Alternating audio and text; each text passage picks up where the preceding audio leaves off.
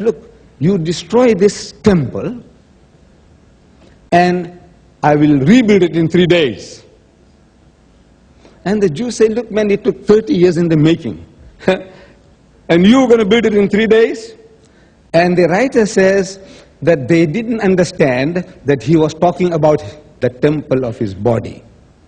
He didn't go to explain. He didn't explain to them. He created the confusion in the minds of the Jews.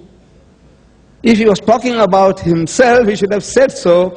The people misunderstood that he's talking about the temple of Jerusalem, and he left it at that. Then they say that, look man, you are only so many years old, 30 years old, and you know about Abraham and all that. So he said, look, before Abraham was, I am. If he meant that he himself was before Abraham, we would like to know how he was.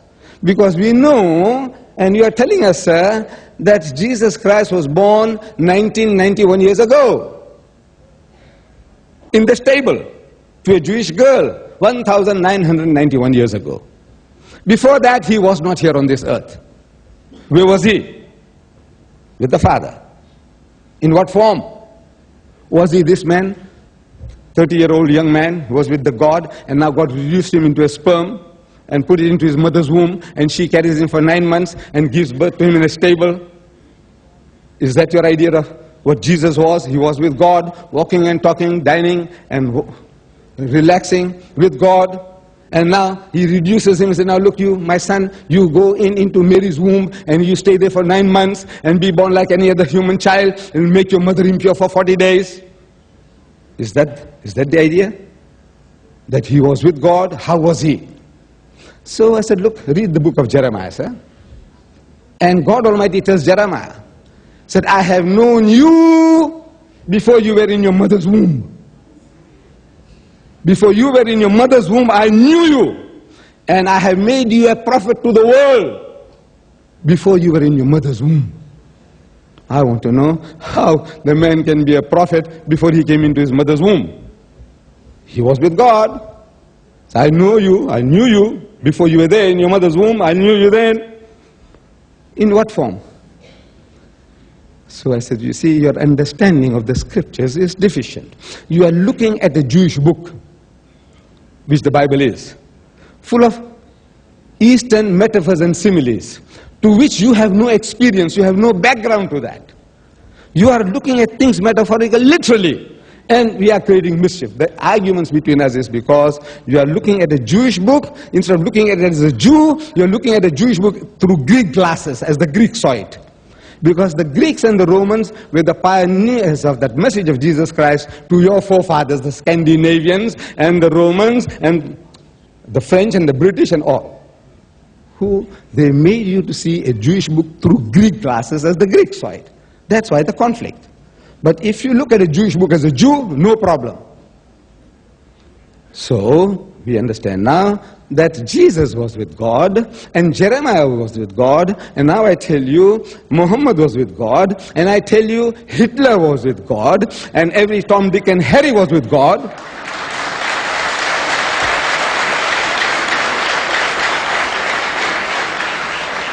We were all with God, the good and the bad. We were all with God. In what form? No form. Because God is formless. He's a spirit. How can you be in form? No, in the knowledge of God. Hitler was there. Your Quisling in Norway was there. You know, every Tom, Dick and Harry was there. Pastor Stanley was there. Ahmad Deedat was there. We are all there.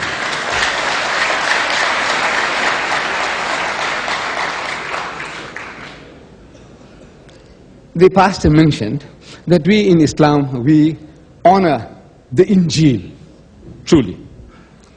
See, when we are talking about Injil, this is Injil of Jesus, the good news given by Jesus Christ. We accept. Whatever Jesus gave, if we can see, confirm, verify that these are the words of Jesus, that is the Injil. Injil of Jesus. But what we have today is not the Injil of Jesus. We believe in the Injil, the gospel of Jesus. Not the Injil of Matthew. You read any of the Bible, Arabic Bible, you say Injile Matthew, Injile Marcus, Injile Lucas, Injile Johanna. Have you got an Injil of Isa? We want the Injil of Isa. Have you got it? You haven't got it. Last night I referred, was it? Where that you have the red letter Bible, the Christians, you have a red letter Bible, in which every word supposed to have been uttered by Jesus are in red. I said, that's only 1/10 of the New Testament, 1/10. 90% of the New Testament is in black. Not even a word. Some of the books of the New Testament, not even one red spot. In those books, out of the 27 books, there is not even a red dot. Anyway, that means it never touched. The word of Jesus never touched it. You bring your red letter Bible and show it to me. I'll show it to you.